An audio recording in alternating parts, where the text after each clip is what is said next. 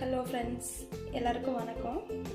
இன்றைக்கி நம்ம சேனலில் என்ன பார்க்க போகிறோன்னா வரகு அரிசி சாம்பார் சாதம் எப்படி செய்யறதுன்னு பார்க்கலாம். வரகு அரிசி ஒரு கப் எடுத்துட்டு அது கூட அரை கப் துவரம் பருப்பு ஆட் பண்ணி கழுவி ஒரு 10 நிமிஷம் ஊற வச்சு எடுத்து வச்சுருக்கேன். இப்போது நம்ம ஒரு தக்காளி எடுத்துக்கலாம், கொஞ்சமாக கொத்தமல்லி, கொஞ்சம் ஒரு 2 பீன்ஸ் எடுத்துருக்கேன், சின்ன வெங்காயம் ஒரு 10 கட் பண்ணி எடுத்து வச்சுக்கோங்க. இந்த மாதிரி 2 பச்சை மிளகாய், பூண்டு 4 பல், ஒரே ஒரு கேரட் எடுத்துருக்கேன். தாளிக்கிறதுக்கு ஜீரகம், உளுந்தம்பருப்பு கொஞ்சம், கடுகு கொஞ்சம் எடுத்து வாங்க எப்படி செய்யுதுன்னு பார்க்கலாம். இப்போது அடுப்பில் குக்கர் வச்சாச்சு.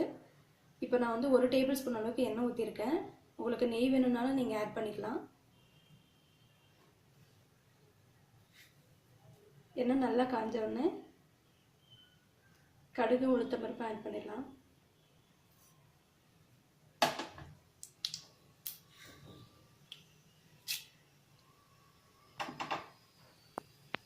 இது கூட நம்ம ஜீரகமும் மிளகும் 1 டீஸ்பூன் ஆட் பண்ணிக்கலாம்.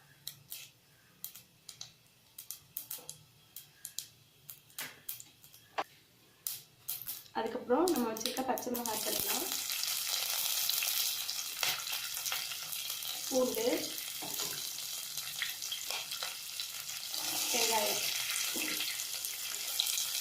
வச்சுட்டு நல்லா கிளறி வச்சுக்கணும்.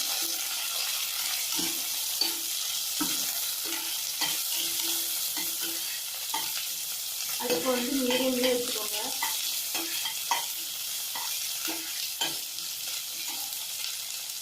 இப்போ கருவேப்பிலை ஆட் பண்ணிக்கலாம்.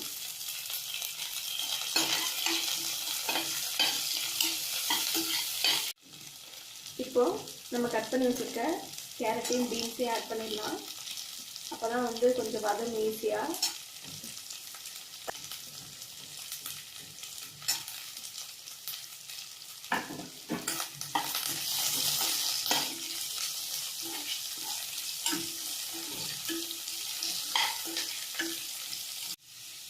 இப்போ நான் 1 டீஸ்பூன் உப்பு ஆட் பண்ணிக்கிறேன். காய்கறி நம்ம ஈஸியாக வதக்கிறதுக்கு நல்லாயிருக்கும்.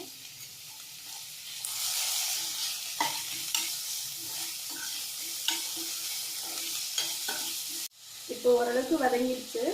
இது கூட நம்ம கட் பண்ணி வச்சுட்டு தக்காளி ஆட் பண்ணிக்கலாம்.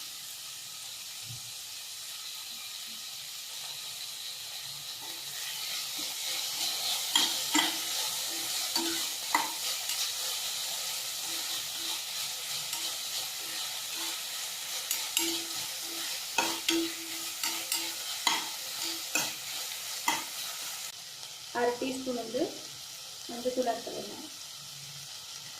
Sambar powder 1 tablespoon add பண்ணுறேன். உங்களுக்கு எவ்வளோ காரம் வேணுமோ அவ்வளோ ஆட் பண்ணிக்கோங்க. நல்லா மிக்ஸ் பண்ணிவிடுங்க.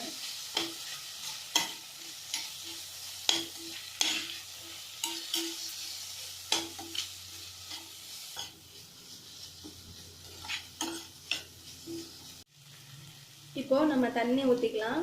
இப்போ 1 கப் அரிசி எடுத்துருக்கோம், அரை கப் துவரம் பருப்பு எடுத்துருக்கோம். ஸோ நம்ம இப்போ ஒரு 4.5 கப்பு தண்ணி ஆட் பண்ணிக்கலாம். அப்போ தான் சாம்பார் சாதம் கொஞ்சம் கொலைய இருந்தால் தான் நல்லாயிருக்கும். இப்போது நம்ம தண்ணி ஆட் பண்ணிட்டோம். இது கூட நம்ம வடிகட்டி வச்சுருக்க வரகு அரிசியும் துவரம் பருப்பையும் ஆட் பண்ணிடலாம்.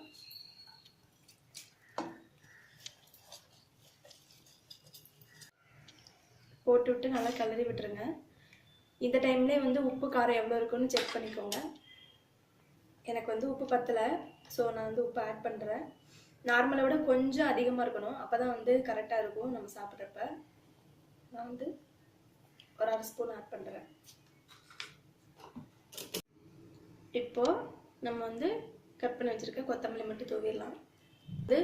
ஒரு 3 நிமிஷம். இப்போது விசில் அடங்கிடுச்சு. இப்போ நம்ம எடுத்து கலரி விட்டுருவோம். பாருங்கள், நல்லா வெந்துருச்சு. இப்போ நம்ம இதை கிளறி விட்டுடலாம்.